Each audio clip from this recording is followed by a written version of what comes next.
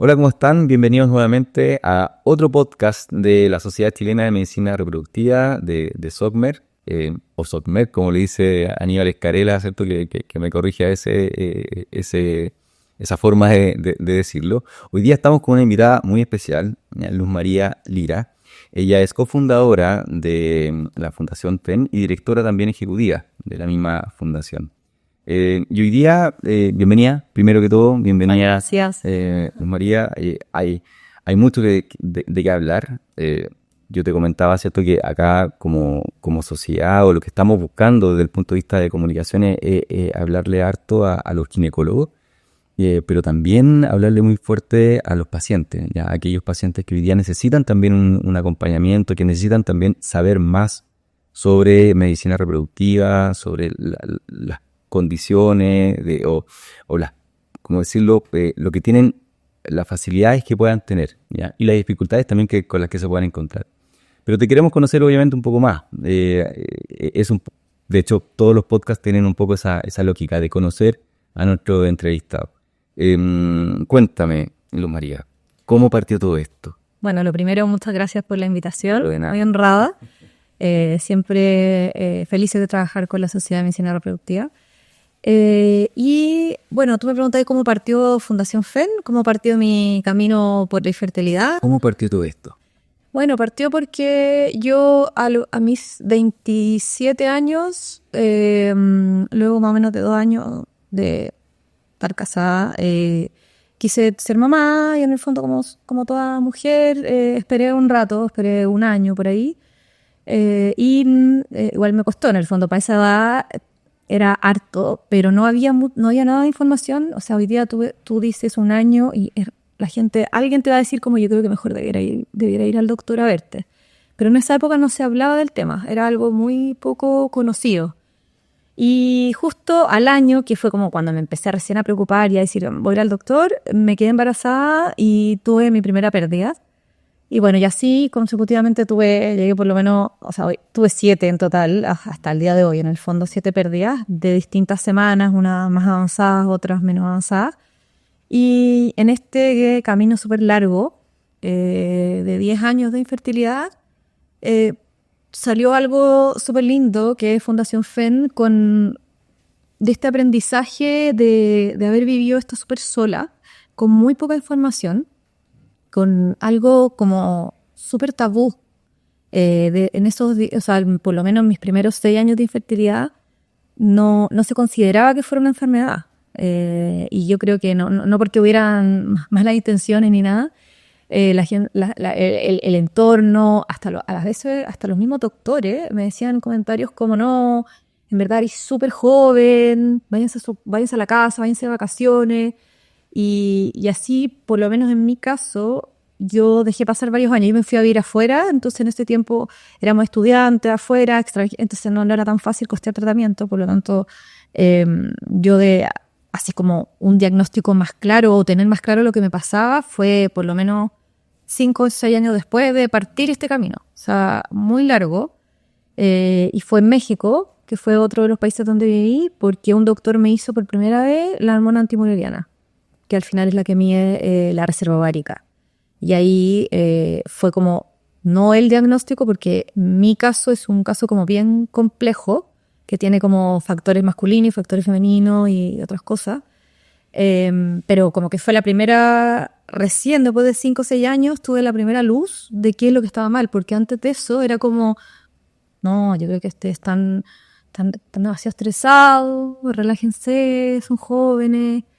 Que al final era bueno, o sea, fue bueno porque gracias a eso en el fondo fui mamá a una edad más como no tan avanzada, pero por otro lado nos jugó un poco en contra porque todos nos consideraban muy jóvenes, entonces era como, no, relájense, nadie se detenía mucho a investigar bien nuestro caso. Y en el fondo en ese camino tan solitario y de poca información y de mucho desconocimiento de la sociedad, conocí a mi socia, que es Fiorella Escuadrito.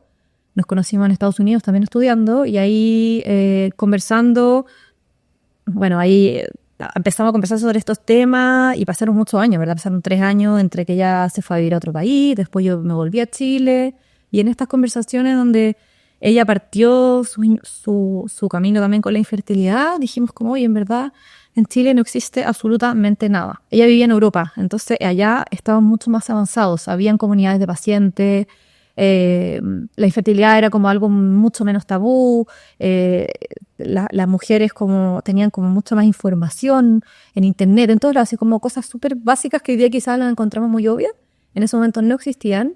Y ahí dijimos, oye, hagamos algo. Y en esa conversación fue justo la pandemia. Y se pararon todos los tratamientos, en el fondo, y ahí muchas personas no empezaron a escribir, porque al final, cuando uno está en esto, son como este tipo de enfermedades largas y complejas, donde al final hay mucho de tu vida involucrada. Uno tiene como mucha conexión con otros pacientes. Te escribe la prima de la amiga, oye, es que supe que me podrías decir qué exámenes está hecho, qué exámenes no te hay hecho, etcétera. Y ahí nos empezaron a escribir personas como, oye, yo me estaba haciendo tratamiento y me cancelaron mi tratamiento, y mucha angustia, mucha ansiedad. Entonces con la Fiore, que es mi socia, dijimos, ya, ¿qué hacemos? Como en esta idea que estábamos haciendo como a largo plazo, como vamos a hacer una fundación, como muy tranquilamente, vamos a tener que hacer algo rápido, ¿qué hacemos? Y dijimos, hagamos una cuenta de Instagram, que es como lo más rápido. Y como era todo online y todo, de ahí hicimos esta cuenta que se llama Comunidad Raya Abajo FEN, y ahí partió todo y en verdad explotó. O sea, como que, bueno, uno de nuestros primeros posts al final es hola, soy infértil. Y ese post fue como completamente un antes y un después, onda, en mi vida, en la vida de muchas personas. Porque yo creo que nadie jamás en Chile había dicho así como públicamente como soy infértil. Como que se veía como algo como súper políticamente incorrecto. Una sensación de culpa, ¿o no? Como de culpa, como también mucha gente que te decía como, oye, pero ¿por qué dices que eres infértil? Lo estás decretando, decir algo es como que lo decretas, entonces si lo decretas va a pasar, y es como, no, si esto es una enfermedad que tiene un diagnóstico, quizás a veces diagnósticos que demoran más años porque son enfermedades súper complejas, también a veces relacionadas con la genética, son dos factores, masculino y femenino muchas veces, en el caso de las parejas heterosexuales. Entonces es muy complejo, y como cualquier enfermedad requiere tratamiento, requiere médicos, requiere remedios, y requiere también un proceso quizás largo, como puede ser cualquier otra enfermedad cardíaca o cáncer, etcétera.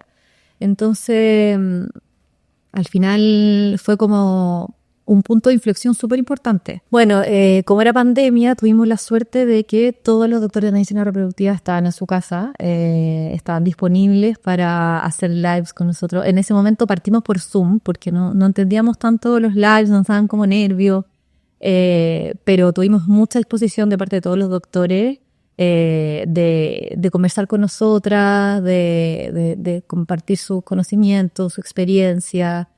Y fue como algo, se formó como algo muy bonito, porque fuimos como un canal de comunicación entre las pacientes, cualquier paciente, y los mejores profesionales del área. No solamente doctores doctores y doctoras, sino también todo lo relacionado, digamos, matronas, personas dedicadas a la acupuntura, en infertilidad, etcétera, nutricionista. Entonces fue como, y así fue creciendo y en verdad explotó. O sea, ahí nos dimos cuenta que esto era una necesidad muy importante, mucho más de lo que en verdad pensábamos que realmente era. Y ahí te das cuenta que la cifra de 1 de cada 6 personas es infértil o va a ser infértil es totalmente real, porque al final así fue. Fue realmente impresionante encontrarse con ese público súper abandonado. Y esto fue como de haber sido a principios, no sé, mayo, por ahí abril, y ya en diciembre éramos fundación, como legalmente, porque ya todo como que empujó hacia eso, ¿no? Si uno lo ve como en línea de tiempo, ese vendría siendo como el segundo empujón fuerte, porque tiene granito. Claro, segundo granito. Exacto, tienes el primero claro, evidentemente las experiencias personales, pero de darte cuenta de que no había mucho acceso a información, ¿cierto? Y ese como que el que te empuja a decir ya, hagamos algo. Y después cuando hacen ese algo, aparece esto que explota, que tú dices, sí, efectivamente hay mucha gente requiriendo esto que está muy escondido, que no se está hablando, pero estamos tocando una fibra muy, muy, como muy delicada, ¿cierto? Y bueno, ahí es el segundo. Te voy a hacer una pregunta. ¿Por qué comunidad FEN?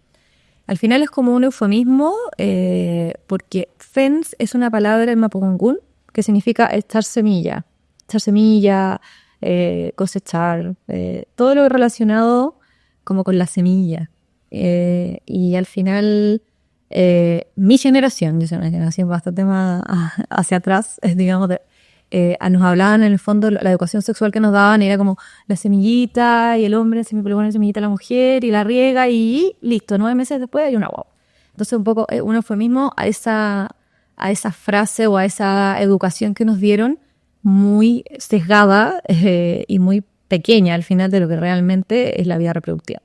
Entonces por ahí viene. Interesante saberlo. Sí. Oye, y me comentabas también, hay un libro acá, bueno, hay 2 libros. Hay 2 libros, sí. El primero, ¿cómo nace? Bueno, valió la pena, fue una sorpresa, en verdad, un regalo, porque una de las editoras de Editorial Planeta nos escribió de la nada, así, hola, ¿cómo están? Por Instagram, así muy... Por mail. Me encanta lo que hacen, han pensado escribir el libro, y nosotros obviamente sí, porque nosotros siempre hemos adelantado como 5 años. Yo creo que como todo fundador de algo, siempre soñando. Entonces ya en nuestra cabeza teníamos 5 libros de ideas. Entonces fue como, sí, tenemos muchas ideas, que juntémonos. Nos juntamos en una reunión y después, al día siguiente nos dijo, listo, cerrado. O sea, le presentamos nuestra idea de libro y dijo, ya, me voy por esta. Esto fue a fin del 2022 y ya en diciembre de 2022, eso fue, no sé, en octubre, noviembre, y ya en diciembre estaba cerrado los capítulos y lo que ya empezamos a escribir en el fondo. Y fue, también muy lindo, pues yo creo que fue otro siguiente granito para nosotras como fundación. Y al final lo que queremos con ese libro es que sea un libro de acompañamiento y de educación de vida reproductiva, porque no es solo, y de hecho mucha gente me lo ha visto, como personas que no han tenido problemas de fertilidad, lo han leído y me han dicho, ¿sabes qué? Este libro se lo debería leer cualquier persona, o persona incluso, o quizás ya, por último, no cualquier persona, pero alguien, si tiene a alguien cercano o algo, que debiese leerse este libro. Porque al final te explica todo como muy con peras y manzanas, como en el fondo desde de lo que decía antes, desde cómo nos mal educaron en vida reproductiva, que al final nuestra educación sexual ha sido muy enfocada en no tener hijos, que está bien, o sea, porque no queremos hijos indeseados o hijos, digamos, en la adolescencia, ¿ya? Pero también, por otro lado, falta toda la otra parte, como en conocer tu vida reproductiva, cuáles son mis opciones. Hoy día yo hablo con mujeres empoderadísimas, que tienen carreras, que han estudiado doctorados y todo, y tú le decís, oye, ¿y hay media reserva ovárica? Es como, ¿qué es eso? Onda, ¿tengo que medírmela? ¿Tiene un límite? Y tú como, sí. Y en el fondo el libro es un poco ese camino, como partir desde lo más básico, desde la educación de la vida reproductiva, hasta los primeros pasos en el fondo en cuanto te está costando, hasta llegar como todo el recorrido de la infertilidad, incluyendo donación, embriodonación, también parejas de 2 mujeres, adopción, al final, porque nuestro lema un poco es como estaremos aquí hasta que las barreras para formar tu familia ya no estén, en el fondo, como la familia no tiene como una definición, como para nosotros no es una sola definición. Entonces en ese libro quisimos incluir eso, y también lo otro que tiene, aparte como de información muy como amigable, es como si yo y la Fiore estuviéramos hablando con el lector. Son historias en primera persona, en el fondo. Más de 20 historias en primera persona contando un poquito según el tratamiento o según las distintas vivencias que fueron. Así que es un libro bien lindo y bien fácil de leer, en verdad, ¿no? Bien amigable. Bien amigable. Oye, y imagino que, bueno, el libro tiene ahí una lógica de responder quizás a una de las líneas que tiene la fundación. Claro. O sea, como... que es la educación, ¿cierto? Que tiene que ver con exponer lo que tenemos disponible, ¿no es cierto?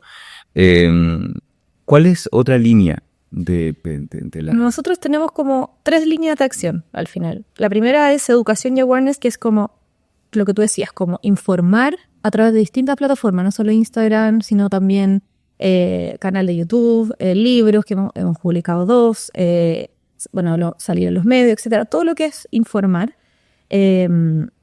Luego viene acompañamiento al paciente, que era como una gran barrera que encontramos en Chile, es que de partida no se consideraba que el apoyo psicológico era como algo importante, cuando en verdad la infertilidad es una enfermedad que te trasciende toda tu vida, en el fondo tu pareja, tus finanzas, tu trabajo, tu cuerpo, todo. Entonces efectivamente es como algo es un shock como muy traumático que efectivamente nosotros decíamos requiere de acompañamiento psicológico, como una enfermedad muy cara.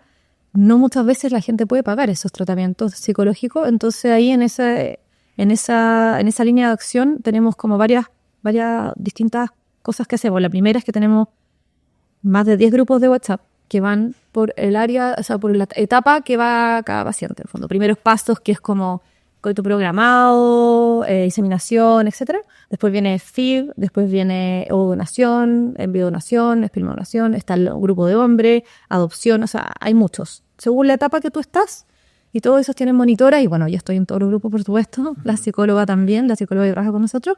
Entonces ahí como que se forma un poco entre información, apoyo y mucha contención. Entonces ahí tienes como acompañamiento. Y después formamos la Red FEN. La Red FEN al final es una colaboración entre todos los especialistas de medicina reproductiva, doctores, acupunturistas, nutricionistas, etcétera, que donan sus sesiones para personas que no pueden costearlas porque son muy caras. Y nosotros entonces hacemos esa asignación de esos beneficios. Y como dentro de esa red FEN tenemos una red FEN de psicólogas, que son 10 psicólogas que ellas donan terapias breves. Son 5 terapias psicológicas en el fondo, enfocadas un poco en ese proceso de infertilidad, y que para entregarle herramientas y también gratuitas. Y eso como que los asignamos según las necesidades. Y eso sería como acompañamiento al paciente. Y bueno, y tenemos grupos de apoyo. Todos los jueves hay grupos de apoyo también dirigidos por psicólogos especialistas en los temas que se tratan. Y por último, la tercera como línea de acción que tenemos es investigación y políticas públicas. Este año en mayo, publicamos un estudio que hicimos con la Adolfo Ibáñez como respecto, que se llama La voz de las pacientes. Y al final queríamos entender cuál era el camino que habían recorrido estas pacientes infértiles. Lo hicimos en mujeres porque si no se complejizaba mucho el estudio. Cuántas veces habían al doctor, qué diagnóstico habían tenido, cuánto habían gastado, etcétera. Y eso por un lado. Y por otro lado nos dedicamos a políticas públicas como lo que te contaba antes, ¿no? Que era como este año hemos hecho harto, con la senadora Paulina Núñez presentamos un proyecto de acuerdo de ley enfocado en el fondo preservar fertilidad, en prevenir también la enfermedad de infertilidad, y también estuvimos con la ministra de Salud, y ahí estamos empujando distintos temas para que haya más cobertura también, haya más visibilidad. Eso sería como todo. O sea, son tres líneas de acción, pero esta última, que quizás, entre comillas, puede ser la que se demore más, puede ser incluso también la más silenciosa, o aquella que el paciente a veces no ve porque está muy enfocado en lo que es acompañamiento, ¿cierto? O educación, pero estas son las que mueven la aguja en el mediano plazo, el largo plazo. Y dentro de esta tercera línea de acción, tú dices, hay dos, ¿cierto? ¿Cuáles fueron las principales conclusiones de ese estudio que lo encuentro bastante interesante? Bueno, sí, lo primero, lo más interesante de todo es que la mayor parte de esas pacientes, su diagnóstico estaba relacionado con baja reserva ovárica. Y al final tú relacionas eso con la tardanza hoy día que la mujer, o sea, lo tarde que las mujeres estamos siendo madres. En fondo, hoy día, en comparación con 10 años atrás, antes el primer hijo la mujer lo tenía como a los 26, hoy día a los 31. O sea, como que lo hemos retrasado mucho. Que yo no tengo como opinión respecto a eso, creo que cada uno hace lo que quiere, pero el problema es la información. Las mujeres nos están informando, entonces todas estas pacientes que declararon tener baja reserva ovárica, al final lo que pasó era que nunca supieron que tenían que medirse esa reserva ovárica. Entonces trabajaron, estudiaron, da lo mismo, viajaron, lo que sea, y llegaron y se encontraron con este diagnóstico. Y ya era demasiado tarde, y ahí tú lo unes con que el 60% de esas pacientes, el tratamiento que están haciendo es ovodonación. Entonces ahí viene la edad o donación, porque en el fondo no hay otra opción para ser madre. Entonces ahí tenemos una más la baja tasa de natalidad, que está a 1.2 hoy día y va a bajar, porque la van a reajustar esa cifra. Entonces ahí hay un tema preocupante, y eso podría ser por un lado. Y por otro lado, que te diría que el 70% de las pacientes que encuestamos había gastado más de 8 millones de pesos en sus tratamientos, que es un número, Sí. es muchísima plata.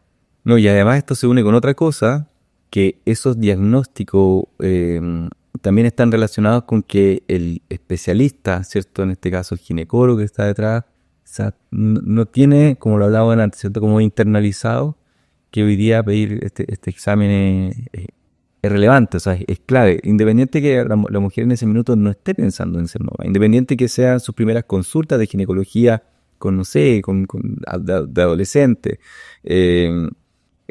también responde un poco a eso, ¿no? Exacto, aparte pensando en que las mujeres no somos como los hombres, las mujeres vamos al ginecólogo mínimo una vez al año, Claro. desde los 18 en promedio. Entonces como al final la oportunidad está, porque es obligado, digamos, entonces ¿qué pasa ahí? Al final hay un gap de información y yo creo que también es un llamado, nosotros hacemos siempre un llamado a las pacientes, o sea, si creemos que los doctores, obvio, pueden cambiar esto y pueden informar mejor a sus pacientes, pero yo creo que los pacientes también tenemos que empoderarnos. O sea, pedir información, buscar información. O sea, si yo tengo 24 años, me voy a ir a estudiar afuera un doctorado, 5 años, y quizás quiero ser mamá, o no sé, en llamado igual a informarse. ¿Qué pasa con eso? ¿Cuáles son mis opciones? ¿Cuánto vale?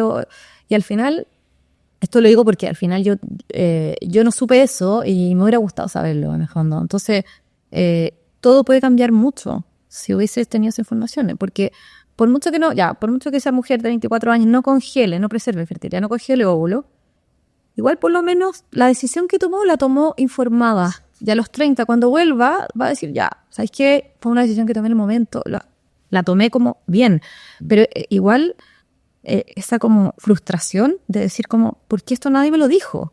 Es lo que tratamos de evitar también. Pero creo que hay que ser súper justa y acá las responsabilidades son compartidas. Son los doctores y doctoras y las pacientes también tienen que empoderarse. Perfecto. No, toda la razón. Y en esta segunda línea, o sea, no línea, sino que dentro de la línea de acción 3, lo que tiene que ver con las políticas públicas. Comentaba recién, ¿cierto?, que con la senadora Núñez estuvieron trabajando en un proyecto. ¿Cómo ves o cuáles son de alguna manera como tus expectativas en ese sentido? Presentamos un proyecto de acuerdo de ley que hoy ya lo tiene el presidente de la República, porque requiere recursos del Estado, entonces tienen que pasar por él. Ha pasado hartos meses, eso pues lo presentamos en abril. Yo creo que ha sido un año súper movido políticamente, entonces yo creo que ha sido como bien como dejado de lado el tema. En un momento tuvo harta como visibilidad y ahora como que bajó un poquito, sobre todo con las campañas políticas. Pero creo que... ¿Cómo paréntesis? Hoy día supimos que el presidente va a ser papá. Sí, a lo mejor además, puede haber un tema de quizás sensibilidad. quizás se le va a ablandar el corazón. Pero es difícil, el timing ha sido difícil, el timing político. Pero sí, por ejemplo, en el caso de la senadora Paulina lo ha empujado súper alto. Y en verdad, lo bueno que tiene este tipo de proyecto es que es transversal. Como que nadie se podría oponer a que las mujeres se hagan un examen de preventivo como la antiwaleriana de los 20 años o la contabilización de folículos antrales, y que bajo cierto diagnóstico, porque eso es lo que presentamos nosotras, bajo ciertos diagnósticos se cubre la preservación de fertilidad. O sea, porque tampoco podéis pagársela a todo el mundo. Entonces, al final, por ejemplo, mujeres con cáncer, mujeres con una baja reserva ovárica extrema, mujeres con endometriosis severa, mujeres con enfermedad autoinmune. Ese tipo de diagnósticos lo puedan saber lo antes posible y así congelar óvulos lo más jóvenes posible. ¿Sí? Yeah. De hecho, este proyecto se aprobó con unanimidad. Se firmó Se firmó con... Lo firmaron todos los senadores de todos los partidos que estaban presentes en ese día. Sí. Luz María, con la fundación, ¿cómo la estás mirando de aquí a 3 años? ¿Qué sueñas tú con la fundación? Hay una el contexto en el que estamos, o sea, esta fundación es una especie de faro, de luz, ¿cierto? Con la realidad, en la realidad que estamos con los temas de fertilidad, con cierto, cómo también la mujer ha crecido, no sé, aceleradamente, ¿cierto? Con su empoderamiento de, oye, voy a ser profesional, pero que también tiene todo el derecho y la libertad de querer ser mamá, ¿cierto? A la edad que quiera, pero que en ese minuto tenga las condiciones, tenga la información, tenga todo disponible para hacerlo. En este escenario, tú probablemente que quizás, ¿cierto? Con estos cambios en políticas públicas, quizás, como lo decía el doctor en el podcast, ¿cierto? Anterior, no es que vayamos a mejorar, ¿cierto? La tasa de natalidad y lleguemos de un 1.2 a 2, ya esto no, pero sí que a lo mejor se frene un poco el tema de la baja natalidad. ¿Cómo ves tú el rol de la fundación en este escenario? El primer rol para mí hoy día y de aquí a 3 años es empoderar a las mujeres y como informarlas. O sea, porque nos pasa mucho que la mujer se ve empoderada, pero tú la ves, o sea, externamente, pero a la hora de entrar a conversar un poco más, les falta toda esta otra parte, que es súper importante y que va muy de la mano. Y creo que no se está hablando tanto como debiese hablarse, debido a la baja natalidad. O sea, hoy día, en verdad, esto es un tema país, o sea, de economía, es un tema de salud pública, o sea, es de todos los aspectos de nuestro país y como que no estamos tan preocupados cuando en verdad, ni siquiera en 20 años más, en 5 años más, 10 años más, vamos a tener un problema que no existe tasa de reemplazo. Entonces, eso es lo primero, como tratar de hablarles a esas generaciones que vienen, que sí, estén empoderadas y que increíble que sigan así como profesionalmente, pero que también se preocupen de su salud, en el fondo. De que sepan qué viene después. Y también como hacer un llamado también como a esas líderes mujeres a pedirles a hacer como el ejemplo, quizás. Eso por un lado, yo creo que eso es súper importante porque desgraciadamente las mujeres, desgraciadamente o quizás bueno, malo, no sé, la biología nos dio mucho más poder sobre la reproducción a nosotras que a los hombres. Entonces, desgraciadamente tenemos más responsabilidad ahí. Y mi segundo punto sería seguir trabajando mucho más de la mano con la comunidad médica. Creo que sí hemos trabajado muy en conjunto, pero creo que somos como nos necesitamos mutuamente en el fondo, ¿no? O sea, efectivamente creemos que si tenemos pacientes más empoderados, van a llegar antes al doctor, van a lograr un diagnóstico un poquito más certero, porque se van a informar más, van a estar más acompañados, entonces por ejemplo, el abandono de tratamiento va a bajar. Hicimos hace poquito una encuesta, un estudio de mercado, y un 70% decía que el acompañamiento al final que le da la fundación había hecho, o sea, te diría que más que el 70%, decía que gracias al acompañamiento de la fundación no habían abandonado su tratamiento. Que en el fondo, como todos sabemos, el tiempo es clave. Entonces ahí yo creo que eso es como un gran llamado, como trabajar con la comunidad médica, mucho más en conjunto. Los médicos han sido súper abiertos en como su conocimiento, pero igual todavía cuesta. Todavía tenemos como un gap ahí de entrar más, entender más, de que nos abra más la puerta. Sí, o sea, y lo que pasa es que es casi como natural en cómo por la naturaleza de sus profesiones, en el fondo. Como sí, yo lo entiendo. Por eso te digo, aparte que es algo que se va haciendo a poco, pero en el fondo nuestra convicción 100% siempre ha sido de la mano de los especialistas. O sea, creemos que esto va un camino que tenemos que hacer juntos. Y por último, mi tercer desafío sería, bueno, nosotros como fundación ser sostenibles. Creemos que algo que una organización que no es sostenible no es imposible. Así es que ese de hecho hoy día es nuestra gran misión y estamos trabajando en eso. Vamos a tener como una gran reestructuración en CEN, cómo vamos a entregar todos los servicios, porque hoy día entregamos muchos servicios gratuitos, etcétera, que requieren mucha gestión. Así es que vamos a tener ahí noticias muy luego. Sí, pero el objetivo de eso es que en este caso la fundación permanezca en el tiempo, que es como de toda lógica. Siempre el tiempo, que sigamos trabajando al final por este tema al final es un tema que es infinito. cada día es algo nuevo. Entonces, como que requiere, o sea, que va a seguir. Pero para que en el fondo nosotras podamos estar ahí todavía, necesitamos al final que seamos sostenibles. Ahora, no sé si esta pregunta es tan válida, porque la verdad es que desconozco cómo una fundación, desde el punto de vista como, entre comillas, como legal, funciona.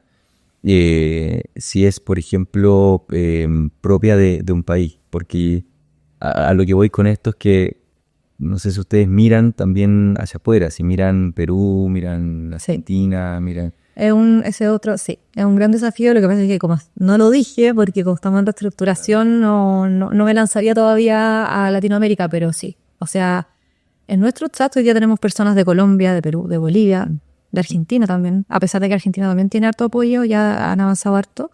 Efectivamente, sí, estamos mirando allá. México también. Pero primero queremos O sea, esto puede ser muy grande. Esto puede ser muy grande. Puede ser muy grande. Pero primero queremos hacer un modelo sostenible, estructurado en Chile, que funcione, y luego irnos hacia Latinoamérica. Que ya estamos igual. O sea, tenemos mucha gente en Latinoamérica, pero los esfuerzos queremos concentrarlos en Chile por ahora, en términos de servicio 1-1. ¿Sí? O sea, María, yo te felicito y te felicito también, no solamente quizás por toda esta comunidad que seguramente te lo dice todos los días, gracias por la información, gracias por lo que nos ayudan. También te comentaba por temas también personales, yo sé que mi señora te sigue, que es cierto que comparte también los contenidos y que ustedes ahí exponen en las redes sociales. Pero principalmente agradecer por tomar esta batuta.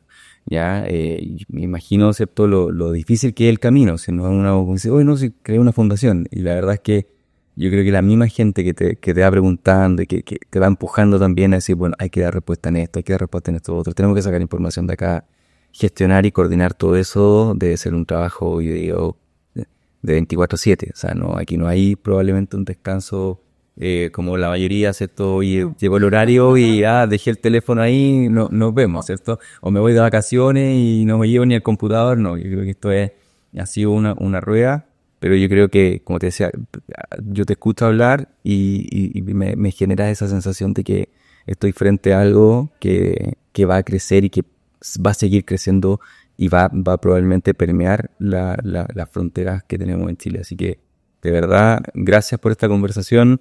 Gracias por el empuje que le estás poniendo tú con tu socia a esta fundación. Y eso, ojalá podamos ir conversando. Si hay temas específicos que te gustaría abordar, yo sé que la gente y todos los médicos de la sociedad están súper abiertos. De hecho, estás acá y te tienen muy bien considerada para seguir comunicando a los pacientes todo lo que se está haciendo en medicina reproductiva. Así que, de verdad, muchas gracias. Gracias a ti por las palabras y también muchas gracias a la Sociedad de Medicina Reproductiva, que trabajamos también muy de la mano con ellos. Así que eso.